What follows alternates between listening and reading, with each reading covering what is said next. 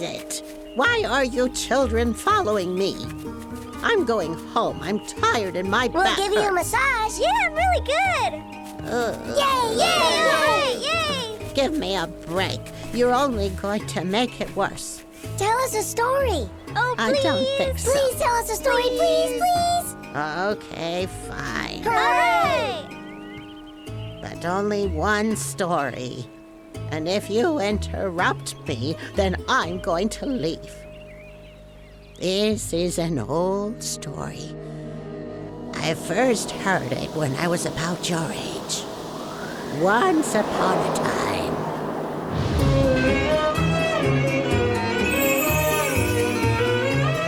The Woodcutter's Treasure.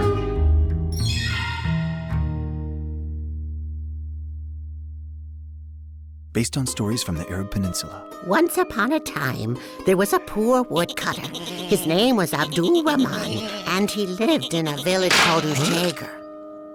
Abdul Rahman and his wife Helen used to go together to the outskirts of the village to collect firewood that he would sell at the market. I'm tired and my back hurts. I need a break too. They lived in poverty, but he was good-natured, and his wife was gentle and honest. They both took good care of each other, but they didn't have any children, so they prayed to God to one day give them a child. Huh? Ah! What are you doing, donkey? That was my lunch! Give it back! Then, late one night, after a long day chopping wood, the woodcutter had a dream. And it was the strangest dream he ever had. Abdul Rahman, wake up! Wake up, I say! Abdul Rahman, wake up right now! Who are you? Stand up when you're speaking to me! I pity you. You and your wife work yourselves to the bone, but despite your efforts, you are still poor! Wake up! I said wake up! I will help you to change your miserable life so that you can be happy forever! Wake up! Show some respect! Wake up! Wake up! Wait, who are you? What do you want from me? Keep silent and listen. I am here to bring you prosperity and luck, even though you don't deserve it. Yes, prosperity and happiness! Tomorrow morning, go to Baghdad and dig under its east gate. There, you will find a buried treasure, a treasure that will make you, your wife, and your children's children incredibly rich. Make me and my family rich. Yes, you will be rich forever. But there is only one condition. You have to find it yourself. You have to find it yourself. You, not anyone else. Do you understand? Okay, I will.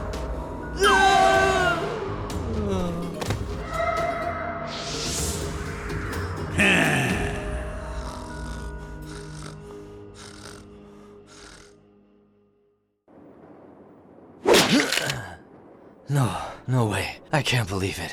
It's too good to be true. It was just a dream. There's obviously no treasure. I am hallucinating. I must be. What's the matter? Oh, nothing, don't worry.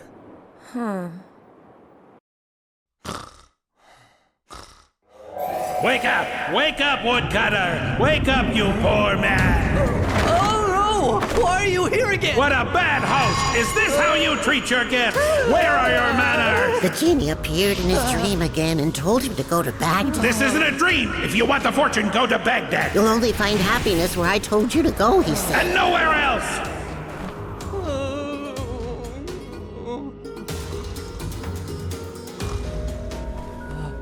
I just had the same dream. The same nightmare? Again? It was just a dream. You know, my hand itches. This is a good sign. If it's true, we will finally be able to pay our debts and buy a small house. I'm talking about a treasure, and you're talking about debts, a small house? Uh-huh. With a treasure, we'd never have to work again. Really? Of course. Otherwise, why would they call it a treasure?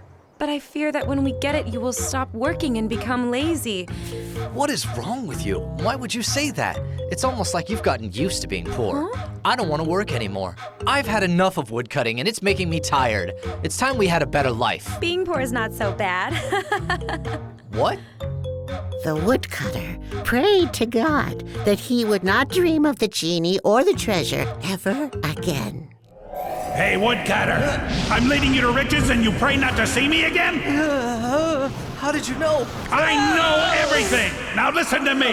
It's up to you whether to believe me or not. All right, I'm leaving. I believe you, I promise. I'll go to Baghdad and look for the treasure, but please don't leave yet.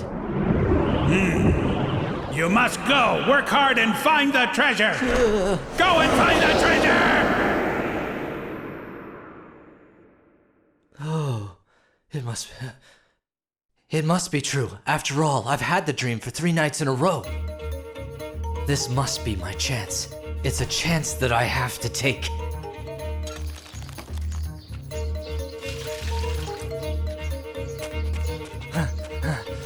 Where were you, husband? At the market, selling my donkey. What? Just like I said, take this. Manage with it till I get back. I'm gonna be away for a while. Where are you going? I'm going to Baghdad! The woodcutter was determined with the treasure he'd buy a big farm for his wife and a palace for himself to live like a king. Obsessed with the treasure, he ran like a madman. I'm going to Baghdad! I'm going to Baghdad! After 3 long weeks, he finally made it to Baghdad. Baghdad.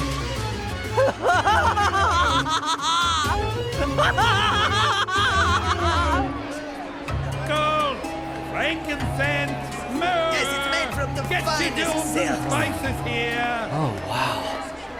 I can't believe Yes. it. It sure is crowded. There are so many people.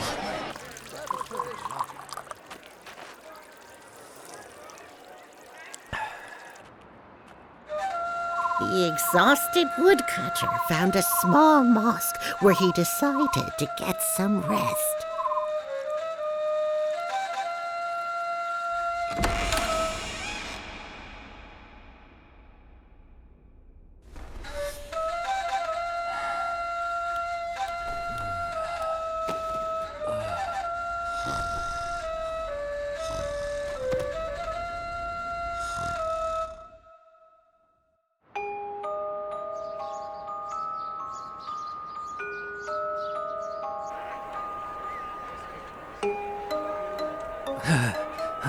Hopefully I'll find the treasure.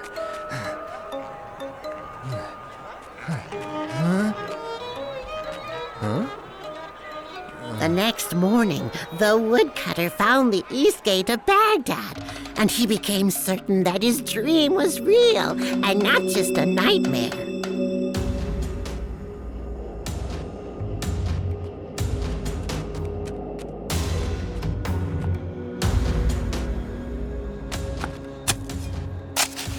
The woodcutter dug furiously.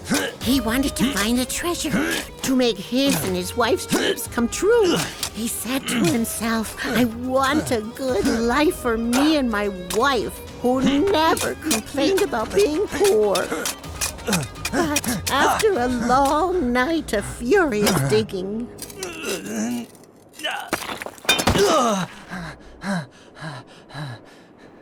Curse you, you lying genie! Where is the treasure you promised me?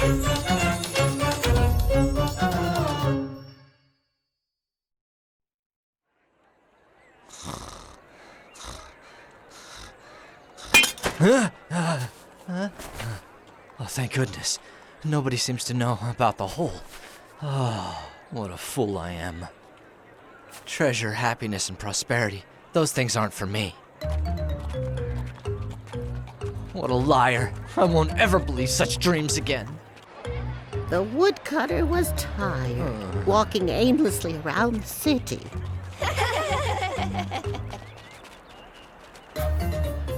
until he found himself at the mosque, where he spent his first night in Baghdad. Inside, there was an old man. He desperately wanted some companionship, so he sat and chatted with the old man while they ate.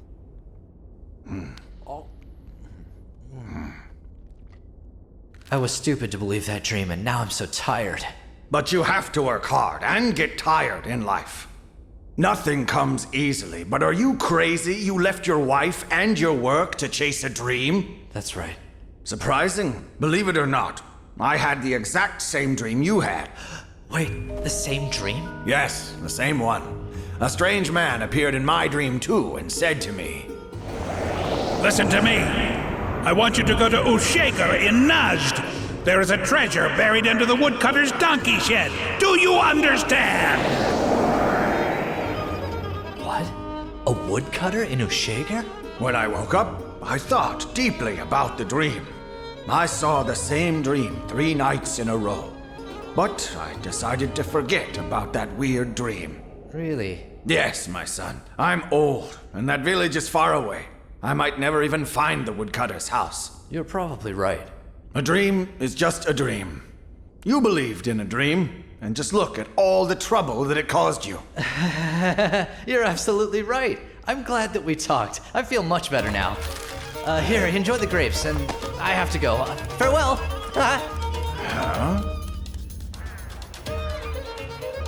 This is incredible. What good news! I'm going back to Ushaker! The woodcutter was excited about the treasure again, though he had tried to forget about it. The treasure he couldn't find under the east gate of Baghdad, maybe buried under his shed where he kept his donkey. He ran home as fast as he could.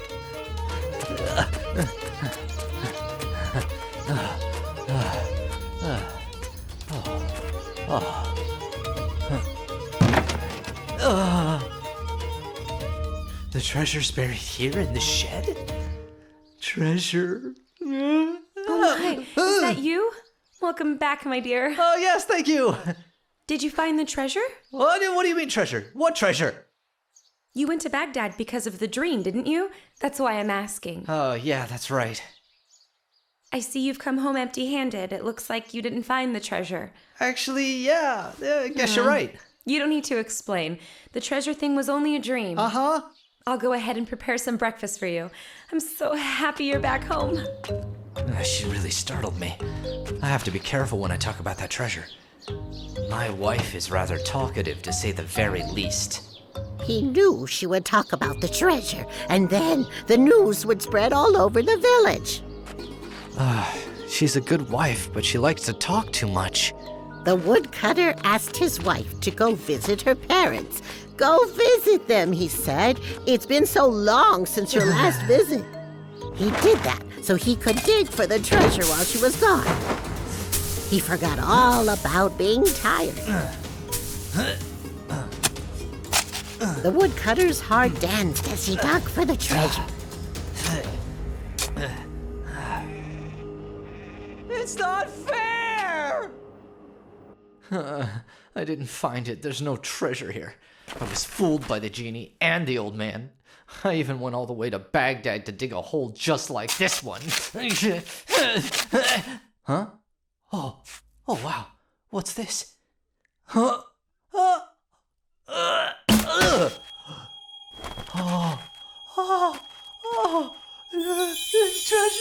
Treasure! Oh!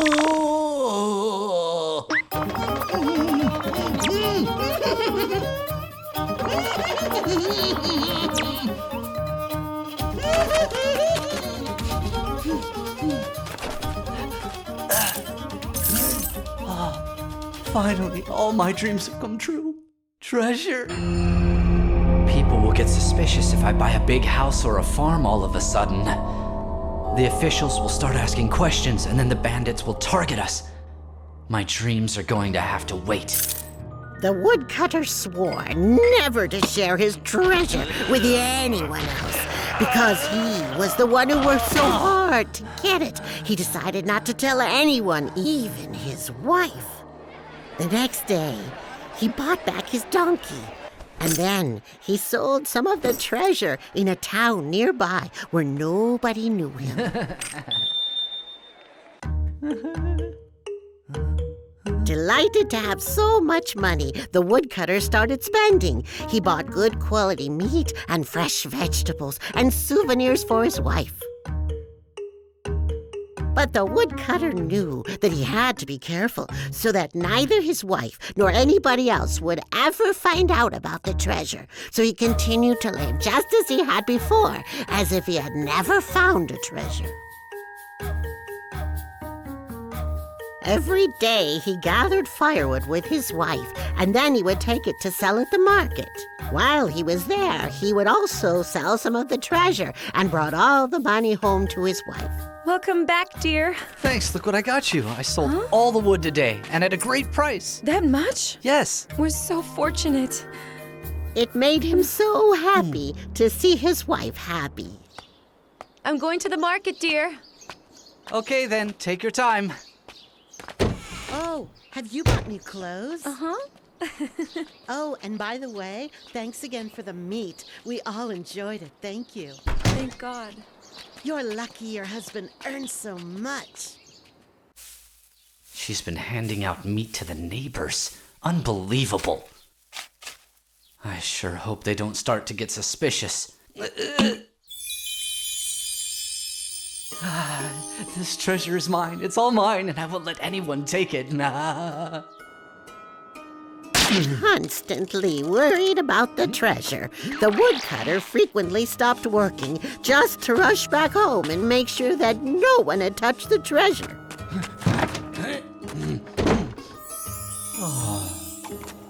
He felt anxious to be away from it, even for a little while.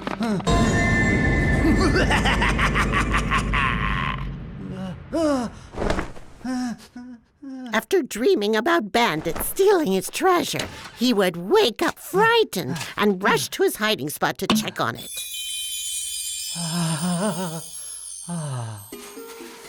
His anxiety increased with each passing day. What is it? Nothing. Why did you wake up?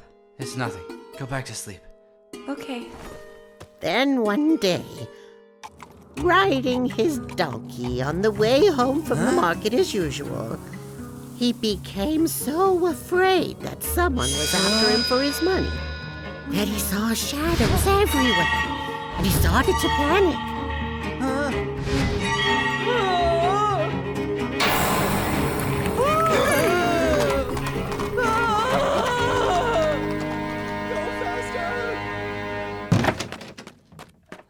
Darling, is that you?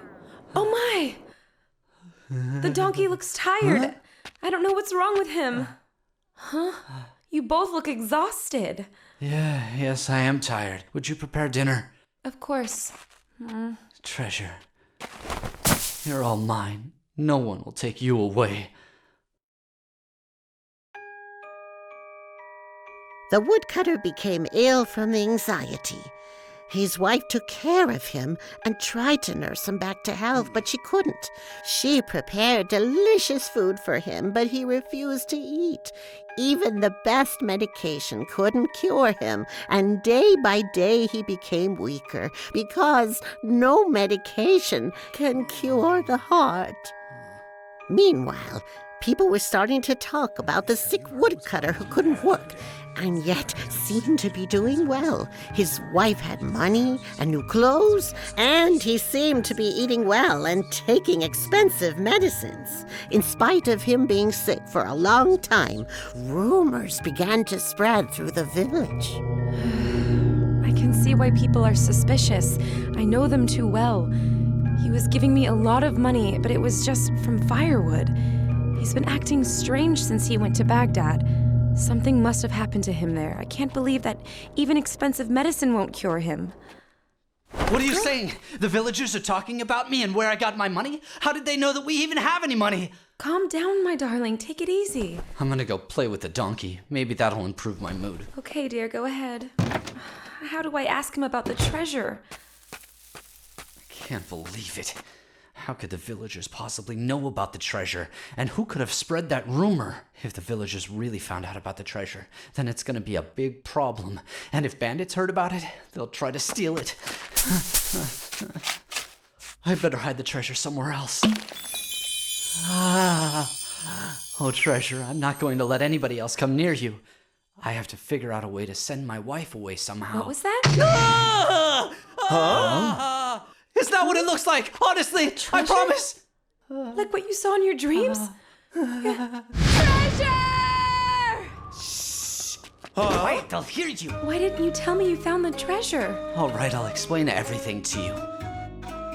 He told his wife about the old man and his trip to Baghdad, and he admitted to hiding the treasure from her. But this treasure is no good for us. Why? You were so worried about people finding out about it. It made you very sick both physically and emotionally. But my dear, this is our fortune. What kind of fortune could make us so unhappy? I know that we've been suffering a long time from not having enough money. But if this fortune affects our health and peace of mind, then I don't want anything to do with it anymore. It's just not worth it. As long as we live and stay together, I will be happy. Yeah, but... A healthy mind and healthy body is everything. I see you every day go into the shed to look after this treasure, and I just don't want you to suffer. I want to live the same as before you found the treasure, my darling. Those days were my real treasure. Thank you, my love. That means the world to me. I thank God every day that I have a wonderful woman like you. Are you saying that I mean more to you than the treasure? Yes, a lot more. Bandits! What is all this? What? Where are the bandits? We thought something was happening. Are you okay? We heard you scream. We thought you were being attacked. Huh? Really? We heard our friend, the woodcutter, who's sick, screaming. So we were worried about you. Sorry, I scared you. You're such a troublemaker. I am. Thank you, everyone. You're great neighbors. What did they do with the treasure? They donated part of the treasure and used it to improve the village and shared the rest with their neighbors. But I do still feel sorry for the woodcutter. Don't feel sorry for him. He and his wife got rid of their burden. And they were blessed with a much greater treasure, a baby.